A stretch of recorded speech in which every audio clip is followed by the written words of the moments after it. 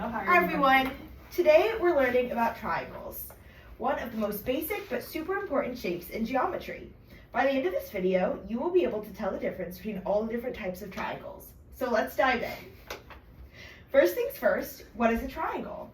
A triangle is a polygon with 3 sides, 3 angles, and 3 vertices. Those are just fancy words for points where the sides meet. But not all triangles are the same. Let's take a look at the different types of triangles based on their sides and angles. We can classify triangles in 2 main ways, by their sides and by their angles. Let's start with looking at triangles based on their sides. Here are some of our triangles. Up here, we're looking at an equilateral triangle. All 3 sides are the same length, and all 3 angles are exactly 60 degrees. So every angle in this triangle looks exactly the same. See right here? Oh, wait, so does that mean every side has the same length, no matter how big or small the triangle is? Great question. That is exactly true. Whether the triangle is small or large, all the sides will always be the exact same length in an equilateral triangle. It's the same concept no matter the size. Next, we have an isosceles triangle, right there. It has 2 sides that are the same length and 2 angles that are the same. The third side, well, it's different. The key thing to remember here is that 2 sides are equal and 2 angles are equal. So if 2 sides are the same, does that mean the angles across from them are also the same? Exactly, you've got it. In an isosceles triangle, the angles opposite the equal sides are always the same, as you can see in our picture. Finally, we have the scaling triangle. In a scaling triangle, all 3 sides are different lengths, and all 3 angles are different as well. So nothing matches.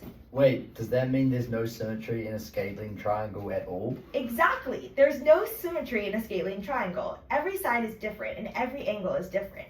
It's the most irregular type of triangle. Now let's talk about triangles based on their angles. This right here is a right triangle. Right triangles are really important in real life, especially when you're dealing with things like construction, architecture, and even designing video games. So does that mean every right triangle has a 90-degree angle?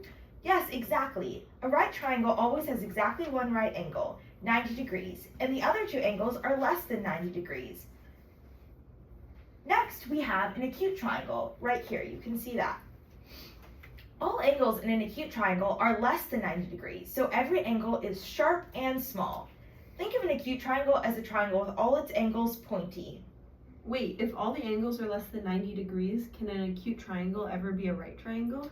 Nope, they can't. Since all the angles in an acute triangle are less than 90 degrees, it can't ever be a right triangle. They're like opposites. Right triangles always have one angle of 90 degrees, but acute triangles never do. And here is our last triangle. This is an obtuse triangle.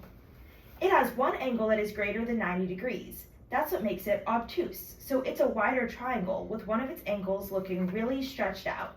So what happens to the other angles in an obtuse triangle? Are they smaller than 90 degrees? Exactly. In an obtuse triangle, the other 2 angles must both be less than 90 degrees. The biggest angle is the one that's over 90 degrees, making the triangle look very stretched out. Okay, now we're going to show you our song about the angles in triangles. Ready, everyone? Ready? 3, 2, 1, go. Right angles are 90 degrees, right angles are 90 degrees, acute are less, acute are less.